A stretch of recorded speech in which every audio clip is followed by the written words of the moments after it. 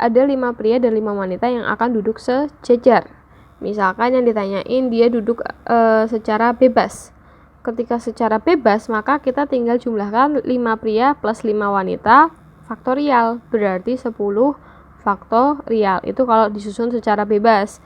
Kemudian kalau misalkan ada ketentuan 5 pria harus berdampingan. Kalau seperti ini berarti 5 faktorial, kemudian sisa orangnya kan berarti 5 juga ya, karena si wanita ini ya.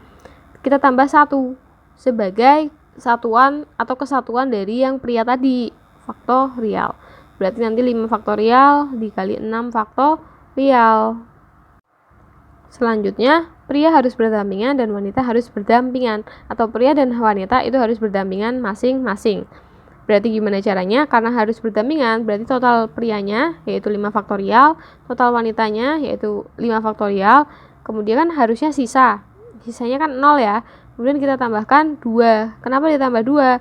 Karena 5 wanita sama 5 pria itu masing-masing satu kesatuan, jadi ditambah akhirnya ada 2 kesatuan. Jadi nanti dapat 5 faktorial kali 5 faktorial kali 2 faktorial.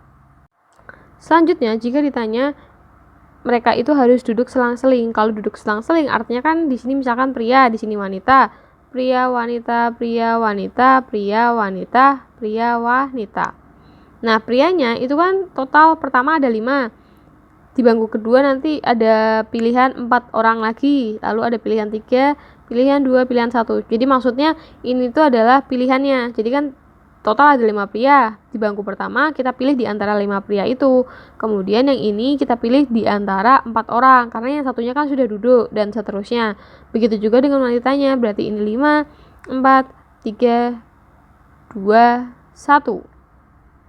Berarti nanti didapat 5 faktorial dari pria, ya kan? 5, 4, 3, 2, 1 kan kita kalikan. 5 faktorial dari pria, kemudian 5 faktorial dari wanita.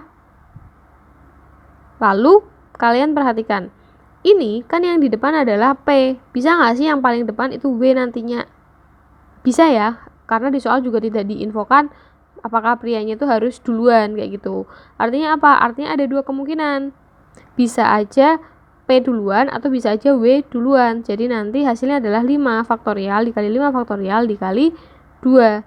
Jadi 2 ini itu adalah 2 kemungkinan dari susunan. Soal nomor 4, ada 5 buku matematika, 3 fisika, 2 kimia. Akan disusun pada rak yang memanjang. Berapa cara susunannya? Misalkan yang ditanyakan jika disusun secara bebas. Jika disusun secara bebas, maka kita tinggal hitung jumlah buku lalu kita faktorial. 5 tambah 3 tambah 2 itu adalah 10, berarti nanti 10 faktorial. Kemudian yang B, untuk soal yang B hanya buku matematika yang berdampingan. Buku matematika jumlahnya berapa? Jumlahnya 5, berarti kita tulis 5 faktorial. Lalu sisa bukunya ada berapa? Sisa bukunya itu ada 3 fisika sama 2 kimia, artinya 5. Lalu buku matematika yang 5 tadi yang berdampingan itu kita anggap sebagai satu kesatuan, berarti kita tambahkan dengan 1 faktorial. Jadi 5 faktorial sama 6 faktorial. Lalu yang C, buku matematika berdampingan dan buku fisika berdampingan. Buku matematikanya itu ada 5. Kita tulis 5 faktorial, buku fisikanya itu ada 3, berarti kita tulis 3 faktorial. Lalu sisa bukunya berapa? Sisa bukunya itu 2 kimia, berarti kita tulis 2. Lalu kita tambahkan kesatuannya, yaitu ada 5 buku matematika dianggap 1, lalu buku fisika yang berdampingan kita anggap 1 juga, berarti ada 2, kita tambah 2.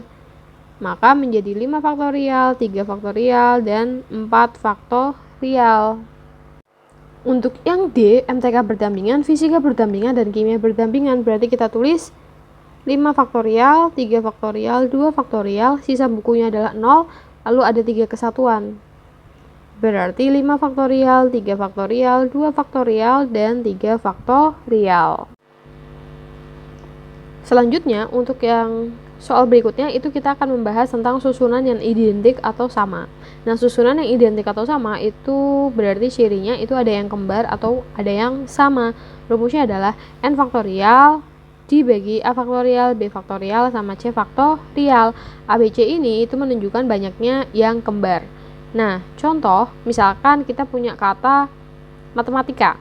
Matematika itu kalau kalian hitung ada 1, 2, 3, 4, 5, 6, 7, 8, 9, 10. Ada 10. Maka kita tulis 10 faktorial.